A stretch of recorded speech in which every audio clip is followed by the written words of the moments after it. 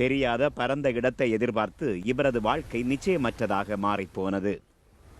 கடந்த 2022ஆம் ஆண்டு கேரளாவை சேர்ந்த குடியேற்ற முகவர் ஒருவர் பிரிட்டனில் நல்ல வாழ்க்கையை ஏற்படுத்தி தருவதாக ஜார்ஜுக்கு உறுதி அளித்திருக்கிறார். அவரது மனைவிக்கு நல்ல சம்பளத்துடன் முதியோர், குழந்தைகள் போன்றோரை பராமரிக்கும் பராமரிப்பு பணியாளர் வேலை வாங்கி தருவதாக கூறியுள்ளார். பிராட்ஃபோர்டில் உள்ள அல் சிதா கேர் நிறுவனம் 16,78,000 ரூபாயை கட்டணமாக வாங்கிக் கொண்டு அவருக்கு விசா ஏற்பாடு செய்துள்ளது. ஆனால் அவர்கள் பிரிட்டன் சென்றபோது எந்த வேலையும் ஏற்பாடு செய்யப்படவில்லை. நாங்கள் வேலை குறித்து அவர்களிடம் கேட்டுக்கொண்டே இருந்தோம். அவர்கள் மழுப்பிக் கொண்டே இருந்தனர். நாங்கள் கெஞ்சி கேட்ட பிறகு சம்பளமில்லாத பயிற்சிக்கு எங்களை கட்டாயப்படுத்திய அவர்கள் வெறும் 3 நாட்கள் மட்டுமே எனது மனைவிக்கு வேலை கொடுத்தனர். எங்களால் மேற்கொண்டு எதுவும் செய்ய முடியவில்லை. அதனால் 3 மாதங்களில் திரும்பி வந்துவிட்டோம். ஒவ்வொரு ஆண்டும் பிரிட்டனுக்கு குடிபெயர விரும்பும் கேரளாவை சேர்ந்த ஆயிரக்கணக்கான செவிலியர்கள் இதுபோன்ற மோசடிகளில் சிக்கிக் கொள்கின்றனர். பராமரிப்பு பணியாளர் விசா மூலம் தங்கள் குடும்பத்தினரையும் பிரிட்டனுக்கு அழைத்துச் செல்ல முடியும் என்பதால் பலரால் அது தங்களின் சிறந்த வாழ்க்கைக்கான ஆதாரமாக பார்க்கப்படுகிறது.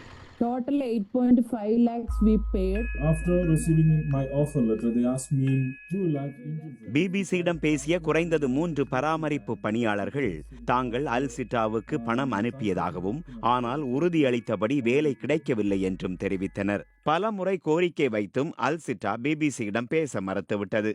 ஜூன் 2024ஆம் ஆண்டு முதல் விசாக்களை வழங்குவதற்கான உரிமம் அவர்களுக்கு கிடையாது.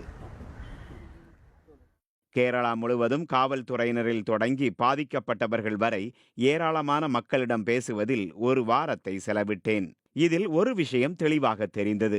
பிரிட்டன் செல்ல விரும்பும் செவிலியர்களும் பராமரிப்பு பணியாளர்களும் இந்தியாவில் இருந்து கிளம்புவதற்கு முன்பும் பிரிட்டன் சென்ற பின்பும் சுரண்டப்படுகிறார்கள். கோதமங்கலம் நகரில் பலரும் பிரிட்டனுக்கு செல்வதற்கு முன்பாகவே மொத்தமாக பல கோடி ரூபாயை இழந்திருக்கின்றனர்.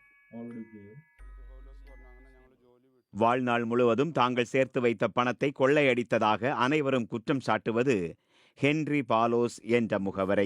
கிரேஸ் இன்டர்நேஷனல் என்ற இந்த நிறுவனம்தான் அவர்களை ஏமாற்றியதாக குற்றச்சாட்டு முன்வைக்கப்படுகிறது. போலி வேலை வாய்ப்புகள், ஸ்பான்சர்ஷிப் கடிதங்கள், விசா நியமனங்கள் மூலம் இந்த மக்கள் இழந்த பணம் அவர்களுக்கு மீண்டும் கிடைக்குமா என்பது தெரியவில்லை. அனைத்தையும் இழந்துவிட்டேன். பிரிட்டனுக்கு செல்வதற்காக என் மனைவி இஸ்ரேலில் செய்து வந்த வேலையையும் விட்டுவிட்டார். என் குழந்தைக்கு பள்ளி கட்டணம் செலுத்த கூட பணம் இல்லை. சுமார் 13 லட்சம் ரூபாயை நான் இழந்துவிட்டேன். பாலோஸோ கிரேஸ் இன்டர்நேஷனல் நிறுவனமோ பிபிசிக்கு பதிலளிக்கவில்லை. கேரளாவில் பலரும் இவ்வாறு பாதிக்கப்பட்டு இருப்பதாக எங்களிடம் கூறினர்.